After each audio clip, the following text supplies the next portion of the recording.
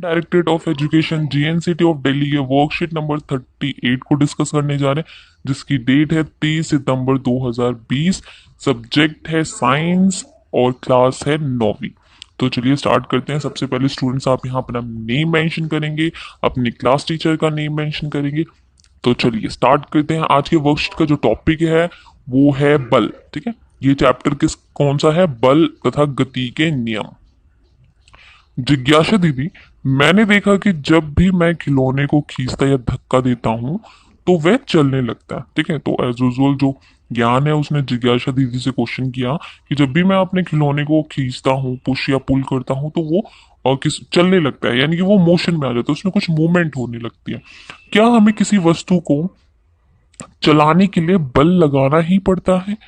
तो यहाँ पे जिज्ञासा दीदी ने बताया, हाँ ज्ञान, बल्कि किसी भी वस्तु को चलाने, रोकने, गति की दिशा या आकार बदलने के लिए हमें बल लगाने की आवश्यकता पड़ती है। ठीक है, तो यहाँ पे किसी भी जो ऑब्जेक्ट है, बॉडी है, ठीक है, उसकी मूवमेंट के लिए, उसको चलाने के लिए, ठीक है, या उसको रोकने के लिए, उसको स्टॉप करने के लिए, उसकी डायरेक्शन को चेंज करने के लिए, या उसके शेप को चेंज करने के लिए हमें क्या करना पड़ता है? फोर्स लगाना पड़ता है, बल लगाना पड़ता है। ठीक है, तो आगे देख लेते हैं। ओके, जैसे किसी रबड़ बैंड को खींचना, ट्रॉली को ढकेलना, चलती कार में ब्रेक लगाकर रोकना। ठीक है, तो ये सारे ही बल के उदाहरण हैं। ठीक है, अगर किसी रबड़ बैंड को आप खींचते हैं, उसे स्ट्रेच करते हैं, तो उस पर भी फोर्स लगाते हैं। ठीक है, अगर ट्रॉली को ढकेल रहे हैं, आपको घर से मार्केट तक पहुंचाना है, तो उसको भी आपको बल लगाना पड़ेगा। चलती कार पे अगर ब्रेक लगाना है, उसको रोकना है, तो भी आप पे उसको फोर्स देना पड़ेगा, उसको उस पे बल लगाना पड़ेगा। या आटा गूंदना, आटा गूंदने के लिए भी आपको क्या करना पड़ता है? बल लगाना पड़ता है। तो ये सारे क्या है? उदाहरण है किसके? बल के। लेकिन कई बार वस्तु पे बहुत बल लगाने पर भी उसमें कोई गति नहीं होती। ठीक है, लेकिन यहाँ पे एक ऐसा भी केस है जहां पे हम किसी वस्तु पे बल तो लगा रहे हैं, लेकिन उसमें कोई मूवमेंट नहीं हो रही, उसमें कोई गति नहीं हो रही। ठीक है, जैसे यदि दो व्यक्ति एक भारी मेज या पिंड को विपरीत दिशा या विपरीत तरफ से क्या करें? धक्का दें, या रस्सा कसी के खेल में दोनों तरफ के खिलाड़ी एक जैसा बल लगाएं, तो मेज या रस्सी बिल्कुल नहीं हिलती। तो यहाँ पे कह रहा है कि जैसे इस पिक्चर में भी दे रखा है आपको कि जो दो व्यक्ति हैं वो क्या कर रहे हैं? विपरीत दिशा से क्या लगा रहे हैं? धक्का लगा रहे हैं, फोर्स लगा रहे हैं, बल लगा रहे हैं। ठीक है, और जो इस पिक्चर में है कि जो दो टीम है, जो दो खिलाड़ी हैं दो टीम के, वो क्या कर रहे हैं? एक रस्सी को क्या कर रहे हैं? उस पर फोर्स लगा रहे हैं, बल लगा रहे हैं। लेकिन यहाँ पे जो रस्सी है उसमें कोई मूवमेंट नहीं है। ठीक है, उसमें कोई गति नहीं होती, वो बिल्कुल नहीं हिलती। तो जब दोनों व्यक्ति या टीम विपरीत तरफ से बराबर बल लगाते हैं, तो उनके बल आपस में ही खत्म होकर कुल बल शून्य हो जाता है। ठीक है, तो समझने वाली बात यहाँ पे है स्टूडेंट्स कि जब क्या कहते हैं कि विपरीत दिशा में किसी भी ऑब्जेक्ट, किसी भी जो क्या वस्तु है, उस पे बराबर बल लगाया जाता है, तो उस पे जो बल है वो आपस में ही खत्म हो जाता है। तो जो नेट जो फोर्स निकलता है, या कुल बल जो निकलता है, वो क्या निकलता है? शून्य निकलता है। ठीक है, तो ऐसे बलों को हम क्या कहते हैं? संतुलित बल कहते हैं। ऐसे बलों को हम क्या कहते हैं? संतुलित बल कहते हैं। ठीक है, जब किसी भी वस्तु पे विपरीत तरफ से बराबर बल लगता है, तो बल आपस में ही खत्म होकर शून्य बल हो जाते हैं। तो ऐसे बलों को हम क्या कहते हैं? संतुलित बल कहते हैं। ठीक है, मेज या रस्सी तभी हिलती है जब दोनों व्यक्ति या खिलाड़ी एक दिशा में बल लगाएं, या एक तरफ का बल दूसरी तरफ के बल से ज्यादा हो। ठीक है, अब किस केस में, ठीक है, वो जो ऑब्जेक्ट है, जो वस्तु है, वो मूव करेगी, उसमें गति आएगी। तो या तो वो दोनों व्यक्ति, मान लीजिए इसी पिक्चर में, या तो वो दोनों व्यक्तियों में से एक व्यक्ति क्या है? ज्यादा बल लगाए। ठीक है, तो वो जो वस्तु है वो क्या हो? गति में आएगी। या फिर ये दोनों वस्तु एक ही तरफ आ जाए और एक ही तरफ से उसको धक्का दे, तो भी क्या होगा? वो वस्तु गति में आ जाएगी। तो यहाँ पे क्या है कि जो बल लग रहा है वो क्या है? संतुलित नहीं है, वो क्या है? असंतुलित है, बराबर नहीं है। तो ऐसी स्थिति में जो बल होगा वो क्या होगा? असंतुलित, असंतुलित हो जाएगा, और वस्तु ज्यादा बल की दिशा में हिलने लगती है। ठीक है, और जिस तरफ से ज्यादा बल लगेगा वो उसी साइड से क्या करेगी? मोशन में आएगी, मूव करेगी। तो ऐसे बल को हम क्या कहते हैं? असंतुलित। तो यहाँ पे आपने समझा संतुलित बल और असंतुलित बल। चलिए आगे इसी से रिलेटेड पॉइंट्स पढ़ लेते हैं। कोई भी बल अकेला नहीं होता, ठीक है। हम बल हमेशा कैसे होते हैं? जोड़ों में होते हैं, ठीक है। अपोजिट साइड से बल लगता ही लगता है। यह दोनों बल हमेशा विपरीत दिशा में कार्य करते हैं। और कोई भी जो फोर्स है जब किसी ऑब्जेक्ट पे लगता है तो वो अपोजिट डायरेक्शन में लगते हैं और दो फोर्स लगते हैं, ठीक है। जब भी दोनों में एक बल दूसरे से ज्यादा होता है तो गति आती है, ठीक है। और जब एक बल दूसरे से ज्यादा होगा तो उसमें क्या आ जाएगी? गति आ जाएगी, ठीक है। वो मूव करना शुरू कर देगी वो ऑब्जेक्ट।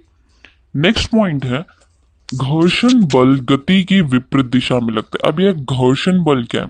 ठीक है, जैसे मान लो आप कोई बॉक्स है, ठीक है, उसको क्या कर रहे हो, एक सरफेस है, उस पे धक्का दे रहे हो, ठीक है, उस पे बल लगा रहे हो। अब वो क्या है कि बल तो लगेगी, ठीक है, लेकिन अपोजिट साइड से, यानी कि उसके विपरीत दिशा में क्या होगा? जो ग्राउंड है, जो सरफेस है नीचे, वो एक क्या लगाएगा? एक अपोजिट फोर्स लगाएगा, ठीक है। अब वो क्या करेगा? उस जो आप ऑब्जेक्ट, जो वस्तु को धक्का लगा रहे हो, उसको रोकने का काम करेगा, उसको रेजिस्ट करेगा, ठीक है। तो ये क्या होगा? ये जो घर्षण बल है, जो फ्रिक्शनल फोर्स है, वो क्या करेगा? जो मोशन है, या जिस जिस डायरेक्शन में, जिस दिशा में आप फोर्स लगा रहे हैं, उसके विपरीत दिशा में, अपोजिट दिशा में लगता है, ठीक है। जब तक वस्तु पर लगाए जाने वाला बल उसके घर्षण बल से अधिक होकर उसे असंतुलित नहीं करेगा, तब तक वस्तु नहीं हिलेगी, ठीक है। तो यहाँ पे क्या है कि आप जब बल लगा रहे हैं किसी वस्तु पे, तो वो बल क्या होना चाहिए? उसके घर्षण बल से ज्यादा होना चाहिए, ठीक है। और उसे असंतुलित नहीं करेगा, मतलब उसे अनबैलेंस करना पड़ेगा। घर्षण बल से ज्यादा होगा तो वो तो असंतुलित होगा ही, तब तक वस्तु नहीं हिलेगी। तो जब असंतुलित होगा तभी क्या होगा? वस्तु गति में आएगी। किसी भी पिंड पर लगने वाला संतुलित बल उसकी गति प्रदान करता है, ठीक है। तो किसी भी ऑब्जेक्ट पे जब क्या करता है? असंतुलित बल लगता है, मतलब क्या है? जब उस पर अनबैलेंस फोर्स लगेगा, ठीक है, एक साइड से ज्यादा और एक साइड से कम लगेगा, तो ज्यादा वाली साइड से जो फोर्स लग रहा है, जो बल लग रहा है, उस डायरेक्शन में वो ऑब्जेक्ट क्या करेगा? मूव करना शुरू कर देगा, उसे गति मिलेगी। चलिए, तो ये सारे पॉइंट्स हमने डिस्कस कर लिए। आइए अब इससे जुड़े गए क्वेश्चंस देखते हैं। तो सबसे पहला जो क्वेश्चन है वो है बल क्या क्या कार्य कर सकता है? उदाहरण लिखिए, ठीक है। तो बल क्या कर सकता है? स्थिर वस्तु को गति में परिवर्तित कर सकता है, ठीक है। कोई रेस्ट पे है तो उसे मोशन में ला सकता है। चलती वस्तु की दिशा को रोक सकता है या उसे बदल सकता है, ठीक है। या फिर कोई अगर चलती हुई वस्तु है, मोशन में कोई ऑब्जेक्ट है, तो उसे क्या कर सकते हैं? उसे स्टॉप कर सकता है, उसकी डायरेक्शन को चेंज कर सकता है। और बल लगाकर किसी वस्तु के आकार को भी बदल सकता है, ठीक है। और बल लगाकर क्या कर सकते हैं? किसी वस्तु के आकार को भी बदल सकता है। जैसे कोई रॉड हो गया, उसको हम बीट करें तो उसको हम किस में कन्वर्ट कर सकते हैं? एक फ्लैट से शीट में कन्वर्ट कर सकते हैं, ठीक है। तो उसका आकार क्या हो गया? चेंज हो गया। ऐसे ही अगर मान लो क्या कि क्रिकेट है, ठीक है, अगर उसमें जो सचिन तेंदुलकर है, उन्होंने क्या किया? बॉल को हिट किया, छक्का मारा, तो अब क्या है? वो बॉल तो मोशन में आई, ठीक है, वो तो गति में थी और गति में ही गई, लेकिन जिस डायरेक्शन में आई थी वो उसके विपरीत या फिर दूसरी डायरेक्शन में गई। तो इसे हम क्या कह सकते हैं कि जो वस्तु है उसकी दिशा को उसने बदल दिया, ठीक है, किसने? बल ने। तो ये सब कार्य बल कर सकती है। उदाहरण के लिए कुर्सी को हिलाना, ब्रेक आदि लगाकर बस को रोकना। चलिए अगला क्वेश्चन देख लेते हैं। घर्षण बल किस दिशा में कार्य करता है? तो घर्षण बल हमेशा गति के विपरीत दिशा में काम करता है, ठीक है। अगर ये बॉक्स है, अगर फोर्स हम यहाँ लगा रहे हैं, बल यहाँ लगा रहे हैं, तो फ्रिक्शनल फोर्स या तो इस साइड से लगेगा, ठीक है, और जो सरफेस है, अगर रफ सरफेस है तो ये क्या करेगा? इस साइड से लगेगा, ठीक है, नीचे से लगेगा, इसको रेजिस्ट करेगा। चलिए आगे देख लेते हैं क्वेश्चन नंबर थर्ड।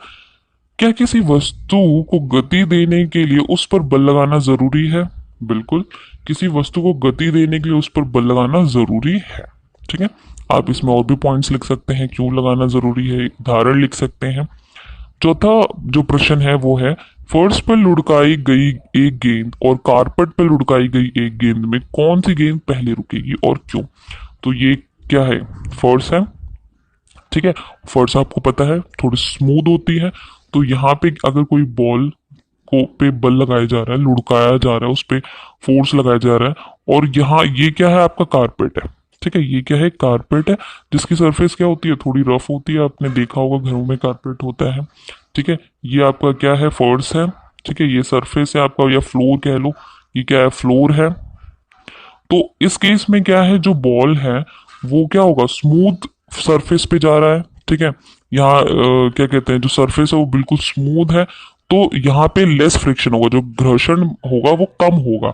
तो घर्षण कम होने की वजह से जो गति है वो क्या होगी ज्यादा होगी, ठीक है, गति क्या होगी यहाँ पे ज्यादा होगी, ठीक है। और इस केस में जहाँ पे जो सरफेस है वो रफ है, तो इस केस में जो बॉल है जो लुढ़केगी तो वो क्या करेगी, जो घर्षण बल के कारण क्या है यहाँ पे मोर फ्रिक्शन है, ठीक है, जो घर्षण बल है वो ज्यादा है, तो ये क्या करेगी कम गति से मूव करेगी, ठीक है, यहाँ पे कम गति से मूव करेगी। अब कम गति से मूव कर रही है तो जल्दी कौन रुकेगी, जल्दी ये रुकेगी, ठीक है।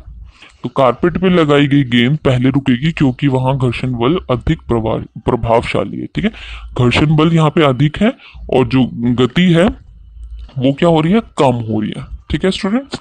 चलिए आगे देख लेते हैं प्रश्न 5। दिए गए चित्र में तीर ए बी के निशान बल के संदर्भ में क्या दर्शा रहे हैं। तो चित्र ए में व्यक्ति द्वारा लगाए गए बल को दर्शाता है, जबकि बी में घर्षण बल को दर्शाता है। तो एक बार ये देख लेते हैं हम इसकी पिक्चर। तो ये रहा चित्र, ठीक है। तो यहाँ पे जो ए तीर है वो क्या दर्शा रहा है, जो एक्सर्टेड फोर्स लग रहा है, ठीक है, जो बल लगाया जा रहा है, और बी जो है वो क्या है अपोजिट डायरेक्शन में है, तो ये क्या है आपका घर्षण बल है। तो स्टूडेंट्स आपका वर्कशीट यहीं पे फिनिश होता है। आई होप आपको वीडियो अच्छी लगी हो, तो वीडियो को लाइक कीजिए, कमेंट कीजिए और चैनल को जरूर सब्सक्राइब कीजिए। Thank you so much, bye bye, take care.